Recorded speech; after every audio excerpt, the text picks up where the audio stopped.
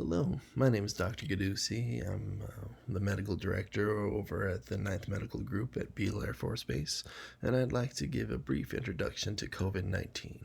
There's been a lot of misinformation out there, and I want to try to give our patients a concise background into what we're dealing with right now. So, what is COVID-19? Well, when we discuss that phrase specifically, we're actually talking about the disease versus the virus itself. The virus is a strain of coronavirus, specifically SARS-CoV-2, similar to the SARS that had a pandemic over in 2003. But the family of coronaviruses we've actually seen a lot in this country. Typically, it hasn't been as severe, and it's usually talked about with a common cold. But of course, with SARS-CoV-2, we've seen more intense, increased mortality and increased spread rate. Now, when we talk about coronaviruses, they actually get their name from the little crown that you can see around here with electron microscope. And based on how that looks, we have the corona, which is Latin for crown. Now, how do we treat it?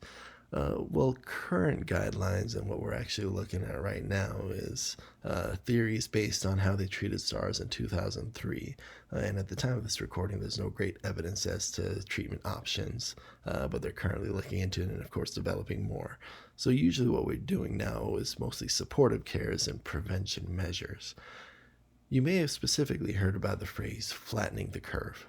Now, what this means is we're basically trying to reduce the number of infected individuals such that the healthcare system can handle that capacity. As long as we maintain a level below that capacity, we're able to treat everybody that needs that treatment. And although you may have the same amount affected over time, they get the treatment they need and reduce mortality significantly. Now, why is this important? Well, we've seen the way that people can act irrationally if they end up overwhelming a system. We've seen this with napkins, milk, dairy, meat, etc. in the grocery stores.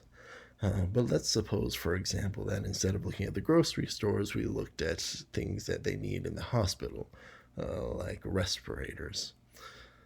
Let's say you have two individuals that come into the hospital and you have three respirators that can save their lives. They each are able to get one. They end up being in the hospital for a week or so. They overcome the disease and go home.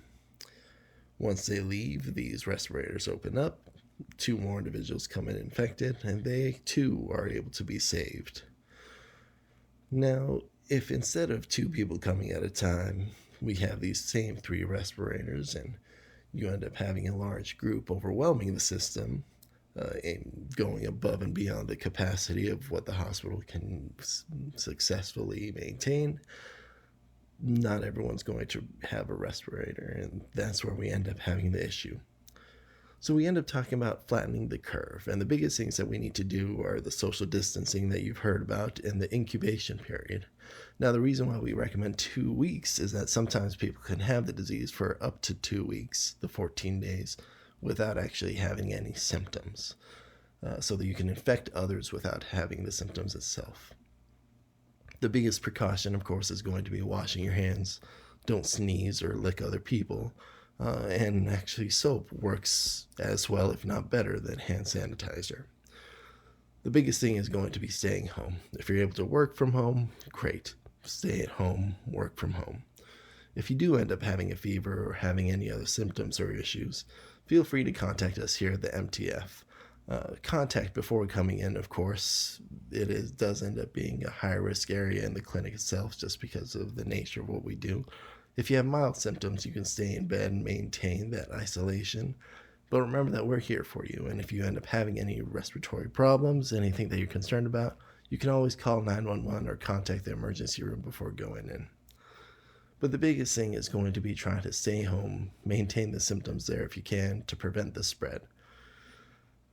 In the end, we're all in this together. The biggest things are going to be to make sure you wash your hands.